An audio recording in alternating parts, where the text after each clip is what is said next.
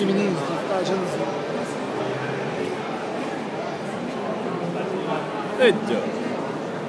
Ma di quante loro?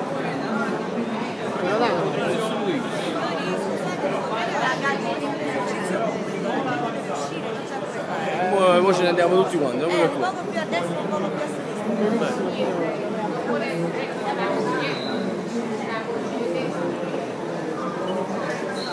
Hocam se siamo dietro, hocam.